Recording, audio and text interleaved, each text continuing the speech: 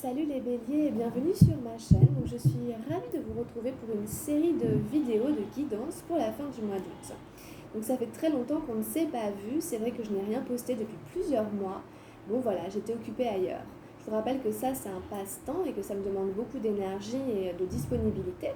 Et que bon bah voilà, c'est pas toujours possible. Mais la chaîne continue à exister, la chaîne est là. Et tant que la chaîne est là, eh bien restez-y, puisque moi je suis toujours là aussi. Alors, pour vous les béliers, j'ai repris la même forme de tirage, le même modèle que je faisais avant. Donc pour ceux qui connaissent, vous allez reconnaître. Alors, on commence avec l'énergie générale pour vous, pour fin août. Donc j'ai déjà tiré les cartes, comme ça nous fait gagner un peu de temps. Et pour vous, j'ai eu la 8 d'eau, le lâcher prise. Voilà, donc c'est une carte intéressante, c'est une très jolie carte, c'est une très belle énergie, donc on y reviendra tout à l'heure. Alors, dans la vie matérielle et physique, j'ai eu la 5 d'eau, l'attachement au passé. Donc on est dans deux énergies d'eau. Ensuite, dans le mental, j'ai eu la numéro 15 des arcanes majeures, le conditionnement. Dans la vie des émotions, j'ai encore une énergie d'eau, j'ai les projections, la 7 d'eau. Et dans la vie spirituelle, j'ai l'aventure, le valet d'arc-en-ciel. Bon, c'est un tirage intéressant, les amis béliers. Beaucoup d'énergie d'eau, beaucoup les émotions ce mois-ci. Beaucoup les émotions là. Vous travaillez quelque chose sur l'aspect émotionnel, ça c'est évident. En carte centrale, le lâcher prise. Déjà, je peux vous la décrire un petit peu. Vous voyez, il y a une goutte d'eau. Ici, on voit une goutte d'eau qui va tomber pour aller rejoindre un océan, une lac, une mare plus grand qu'elle. Elle va aller rejoindre plus grand qu'elle. Et pour ce faire, eh bien, elle doit tomber de la feuille. Et peut-être qu'elle a un peu peur de tomber de la feuille. On peut imaginer, on peut s'inventer.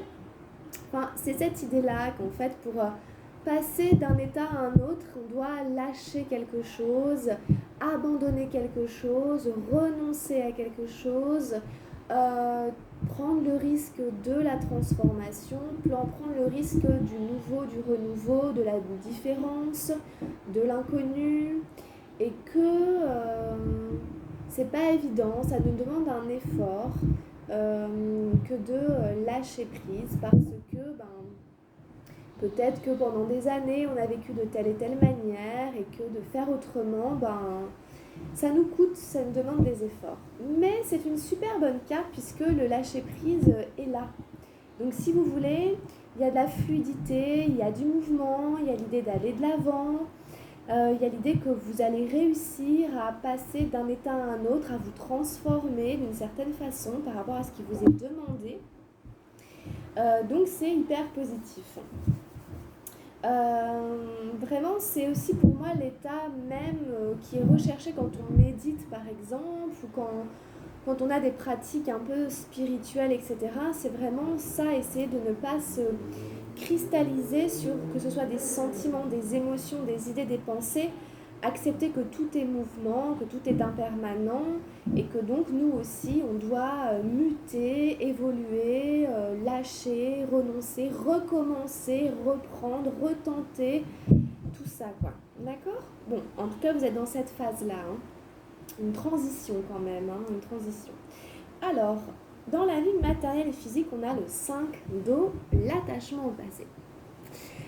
Donc ici, il y aurait peut-être apparemment, que ce soit par exemple un habitat, une maison, un logement, ou un travail, une profession, ou une situation à laquelle vous êtes encore attaché. Donc vous voyez, il y a des mots qui reviennent pas mal, attaché, lâcher, il y a ces notions-là.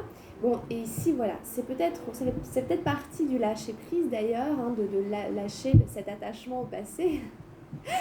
Et donc, voilà, donc évidemment, c'est pas facile, encore une fois. Il y a de la nostalgie, il y a des émotions, il y a des souvenirs, il y a de la peine peut-être du manque, enfin bref. Des choses comme ça, des souvenirs du passé qui sont encore très présents, qu'on vous demande de réussir à lâcher, qu'on vous demande de réussir à passer à autre chose en fait, tout simplement.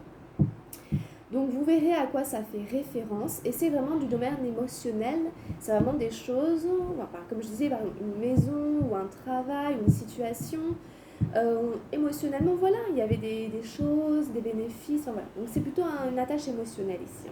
Mais vous voyez avec cette forme cubique ici, c'est une prise de tête et le personnage, on n'arrive même pas à voir sa tête, on n'arrive même plus à voir son visage. Donc voilà, c'est ça aussi, c'est-à-dire qu'on ne peut pas être dans le moment présent, comme je vous parlais tout à l'heure de la méditation. Ici, voilà, on vous aide, on vous amène à revenir dans le moment présent, hein, à être éveillé à ce qui se passe autour de vous et à cesser de ruminer des choses du passé, que vous en rendez compte ou pas, pour continuer à avancer et à vous sentir bien dans le moment présent tel qu'il est aujourd'hui. Même s'il n'y a plus ça, il n'y a plus ça, il n'y a plus ça, mais ça peut être bien quand même aujourd'hui. Voilà un petit peu ici déjà. Alors, au niveau du mental, on a la 15 des arcanes majeurs, le conditionnement.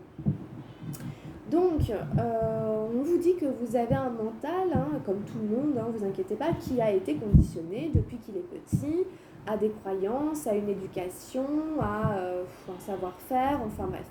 Et en fait, voilà, tout votre être aujourd'hui repose sur ces bases qui viennent il y a très longtemps. Alors, on parle de conditionnement, mais aussi de déconditionnement. Non, je pense au confinement. Confinement, déconfinement, forcément. Petite allusion, un petit clin d'œil. Non, mais là, voilà, le déconditionnement, c'est-à-dire le lion, il est en train de se déconditionner. Hein, il est en train de quitter sa peau de brebis ou de mouton et de se rendre compte qu'en fait, il n'est pas du tout ce qu'il croyait être depuis des années. Donc, on peut avoir des prises de conscience dans le mental. Encore une fois, comme le lâcher prise, il y a une transformation, une mutation. C'est pas forcément agréable parce qu'on n'a pas l'habitude de faire avec la nouvelle peau, avec ce qu'on découvre. Hein. On a l'impression qu'on n'a pas les outils, on n'a pas grandi comme ça, on n'a pas été éduqué comme ça. Enfin, c'est tellement différent que bon, bah voilà. Mais c'est bien, hein, ça veut dire qu'on évolue, que notre âme évolue, que l'on comprend, que l'on perçoit, que l'on intègre, que l'on digère, etc. Donc ici, voilà, il va se passer des choses dans votre mental qui vont vous permettre de voir, de mettre en lumière des conditionnements passés hein, aussi. Hein. C'est aussi peut-être ça, l'attachement au passé, enfin tout se relie de toute façon. Voilà, en tout cas, voilà, il y avait des manières hein, de vivre qui reposent en fait sur la manière dont vous avez été élevé, éduqué, etc. Et je pense que vous êtes à une nouvelle phase de votre vie où il va y avoir des changements. Hein. Après, cette carte, elle est très positive parce que c'est quand même un lion en dessous, et c'est pas le contraire, tant mieux évidemment. C'est-à-dire qu'en fait, voilà, vous allez récupérer du potentiel, de l'affirmation de vous, de la carrure, enfin de la force en fait, hein, puisque au final, ça vous affaiblissait en fait, hein, de porter des conditionnements, des choses qui ne sont pas réellement vous. Ça ne vous permettait pas de rayonner, etc., autant que vous le pourriez, que vous en aperceviez ou pas. Donc vous pourrez observer un petit peu cela. Alors après, on se retrouve dans les émotions, on retrouve le 7 Ndo, hein, elles se suivent avec la 8. Et là, on est dans les projections. Donc, si vous voulez, encore une fois, c'est en fait l'aspect émotionnel qui vous rattrape. C'est-à-dire que même si vous comprenez intellectuellement, etc., au niveau émotionnel, il y a encore des combats. Au niveau émotionnel, vous allez vous retrouver confronté à des personnes en face de vous et vous allez vous renvoyer la balle. Vous allez être dans des disputes, dans un jeu de ping-pong. Et ça, c'est du conditionnement, c'est de l'ego, c'est de l'inconscient. Vous voyez, on voit un homme et une femme, et on voit leur visage un peu en double, je sais pas comment dire, en relief, voilà. Et donc, en fait, ce relief représente justement nos conditionnements, notre inconscient qui nous agit et qui nous contrôle en fait. Hein. Le conditionnement, c'est aussi un peu ça, hein, c'est contrôler, ce qui nous contrôle, mais ça nous contrôle de manière inconsciente. Voilà, on le subit. Voilà. Donc voilà, ici vous verrez mes projections dans les émotions, c'est quand même de ça que ça parle, quoi. Donc, qu'est-ce qui fait que quand l'autre me dit ça, je me plonge dans cet état émotionnel? Ça n'est pas la faute que de l'autre. Hein. Donc c'est une carte qui est vachement ressortie là dans les guidances. D'ailleurs, je m'étais un peu trompée quand je disais, je voulais parler de la communication non violente. Hein. La communication non violente, c'est vraiment parler de soi, de dire je ressens ça, quand tu dis ça, je ressens ça, ou dans cette situation, je me sens comme ça, parler de soi, de ce qu'on ressent par rapport à la situation. Et en général, on se rend compte qu'en fait, l'autre ne veut pas nous agacer, nous reprocher quoi que ce soit, mais lui aussi, il a besoin de parler de lui, il a besoin de parler de lui et de ses ressentis. Donc parlez plutôt de vos ressentis plutôt que de rentrer dans le mental et dire ouais mais tu fais ça, mais tu fais ça, mais t'es ceci, t'es cela et patati patata. Parce que ce que vous ne supportez pas chez l'autre se trouve aussi quelque part à l'intérieur de vous, de manière inconsciente. Et c'est ce que vous devez justement soigner, guérir, etc. C'est ce qui est insupportable à l'extérieur de nous qui au fait voilà, n'est pas apaisé en nous. Donc on ne peut pas supporter de le voir chez l'autre puisque nous on a besoin de le transformer. Ce serait comme un mauvais tableau, une mauvaise image, etc. Comme le portrait de Dorian Gray pour ceux qui ont vu le film. Hein. Enfin bon, c'est un peu caricaturé, mais il y a ce côté-là, hein, de voir chez l'autre le pire. Bon, donc c'est ce jeu des projections, ce jeu de miroir que vous pourrez d'ailleurs, hein, grâce à cette carte, reconnaître très facilement dès qu'il arrive, puisqu'il peut arriver avec n'importe qui, un voisin, un collègue, un patron, sa femme, son gosse, sa mère, sa grand-mère. C'est tout le temps, ça peut arriver tout le temps. Mais à partir du moment où on commence à rentrer dans des reproches de machin truc et tout, bon, il faut essayer de lâcher prise, de lâcher prise, de laisser tomber, de ne pas se battre verbalement, et puis de parler de ses ressentis ou de prendre un petit peu de distance hein, et d'apaiser ses émotions. Donc il va y avoir quand même aussi, vous voyez, justement un lâcher prise par rapport aux projections émotionnelles entre moi et les autres et essayer plutôt d'aller observer un peu ce qui se passe un peu plus loin. Hein, donc ça peut être aussi encore une fois en lien hein, avec toutes les autres cartes, hein, mais ça l'est d'ailleurs. Hein. C'est juste que je vais pas prendre le temps de tout expliquer, mais vous voyez vous-même les réseaux de connexion, de communication qui se passent entre les différentes cartes. Alors dans la vie spirituelle, on a le valet d'arc-en-ciel, ce joli petit bonhomme qui part à l'aventure, hein, sans trop savoir ce qu'il attend, mais il y a un bel arc-en-ciel qui l'attend, ça c'est certain. Donc c'est l'idée qu'on ne connaît pas le chemin, et d'ailleurs c'est bien, on ne connaît pas le chemin et qu'on doit prendre le risque de s'y aventurer pour vivre l'expérience de la vie, du spirituel, de n'importe quelle expérience, quelle qu'elle soit, il y a toujours ce côté s'aventurer, faire le premier pas et puis avancer dans l'inconnu. On sait d'où l'on vient, on voit le chemin d'où l'on vient, on peut regarder derrière nous, on connaît notre passé, mais le futur, on ne sait pas comment il est fait, de quoi il sera fait exactement, etc., etc. Donc il peut y avoir une nouvelle aventure spirituelle qui arrive à vous. Il peut y avoir un chemin spirituel que vous pourriez emprunter, peut-être par une rencontre aussi, hein, quelqu'un dans votre vie qui lui-même a un cheminement spirituel et qui pourrait vous emmener, vous faire connaître, découvrir, vous attirer. En fait, c'est une carte très positive. Hein. C'est voilà. Accepter aussi de grandir spirituellement, puisque vous voyez, ce personnage, il est encore petit. Il est entre l'enfant et l'adolescent. Et donc, en fait, il y a cette idée de fraîcheur, de nouveauté, et qu'en fait, c'est le tout début d'une longue traversée, d'un long chemin d'initiation, hein, d'un long chemin, d'une quête, etc., qui est sûrement belle. Hein. Donc, en fait, c'est une super carte. On vous invite à vivre l'aventure de la vie spirituelle. Hein. Voilà.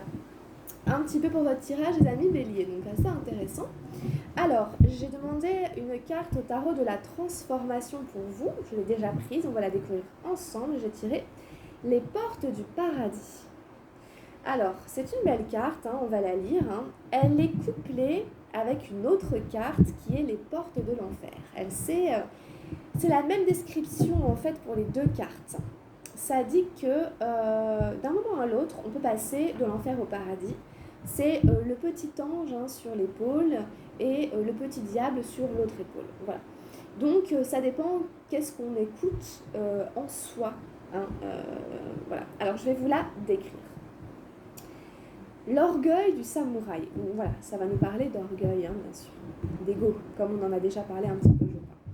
L'enfer et le paradis ne sont pas géographiques, ils sont psychologiques, ils font partie de votre caractère.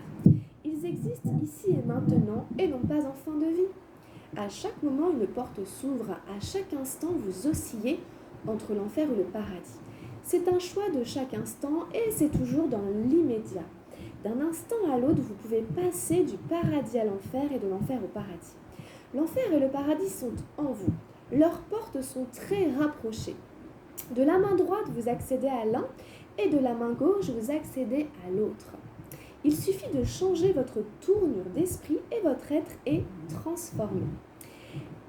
Vous passez du paradis à l'enfer ou bien de l'enfer au paradis. Dès que vous agissez inconsciemment, sans vigilance, vous êtes en enfer. Et dès que vous êtes alerte et agissez en pleine conscience, vous êtes au paradis. Donc il y a vraiment beaucoup de messages. On retrouve ces notions d'inconscience ici qui nous font être en enfer, tout simplement. Voilà, on s'engueule, on s'embrouille, tout le monde fait la gueule, ça pleure dans tous les coins, on est tous ennemis, voilà. C'est l'inconscient. On vous invite encore une fois à être dans une forme de lâcher prise, je crois que c'est un peu ça aussi que ça dit, de revenir dans le moment présent du coup, et que c'est en effet dans l'immédiat. C'est vraiment, comprenez, quand on parle d'enfer et de paradis, c'est vraiment à chaque seconde de notre vie, dans ce qu'on vit. C'est-à-dire dans ce que je vais dire, dans la pensée que j'ai. Est-ce qu'elle est bonne ou est-ce qu'elle est mauvaise? Est-ce qu'elle est positive? Est-ce qu'elle est négative? Est-ce qu'elle me fait du bien? Est-ce qu'elle me fait du mal? Dans ce que je vais dire, est-ce que ça va faire du bien? Est-ce que ça va faire du mal? Qu'est-ce que ça me fait à moi? Et je crée comme ça ma vie qui ressemble à un enfer ou un paradis à chaque minute, à chaque seconde, à chaque moment. Toutes les 5, 10, 15... 1 heure, 2 heures, voilà. Là, j'ai créé un paradis ou un enfer avec tout ce qui s'est passé en moi et les choix que j'ai faits, ce que j'ai écouté en fait, quelles portes j'ai ouvertes. Donc, on vous dit, il suffit de changer votre tournure d'esprit, donc c'est bien ce qui se passe. Vous êtes en train de lutter, de transformer, ça se passe aussi dans le mental, vous changez votre tournure d'esprit, dans le mental on a le conditionnement, et vous allez transformer, vous pouvez transformer les choses. C'est notre pouvoir à la limite en fait, c'est notre pouvoir en tant qu'être humain, c'est le pouvoir qu'on a, c'est celui-là. Bon voilà, je pense que j'ai un petit peu résumé assez bien. Voilà, et puis j'ai demandé un dernier petit message aux anges gardiens, un dernier petit conseil pour vous. On découvre ensemble, j'ai tiré l'inspiration. Très jolie carte, l'inspiration, on va la lire. Une vague d'inspiration et un flot de belles idées sont en train de prendre place dans ton aura. Il est important de faire confiance à ton intuition en ce moment. Fais attention aux pensées inhabituelles qui te viennent à l'esprit sans les mettre sur le compte de ton imagination. Tant d'idées merveilleuses ayant servi l'humanité ont été dénigrées au départ.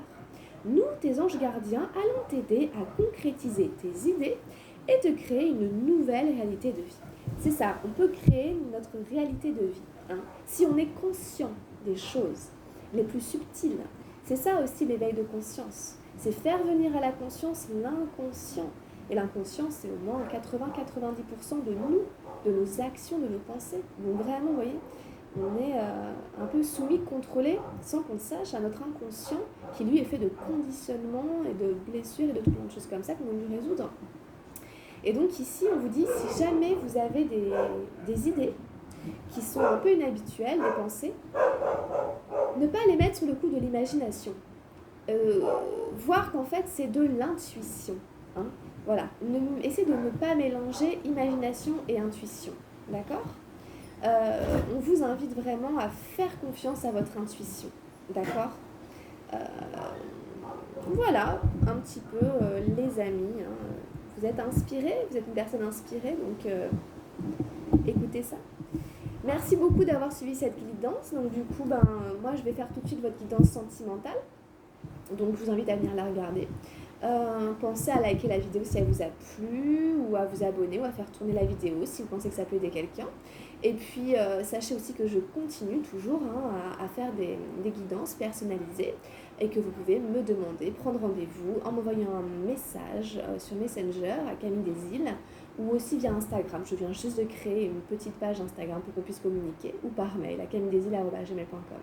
Voilà, je vous rappelle que du coup c'est mon travail. Moi je suis vraiment coach bien-être, je suis thérapeute holistique, je suis là pour vous aider, vous accompagner avec les outils que j'ai à ma disposition dans ma boîte à malice.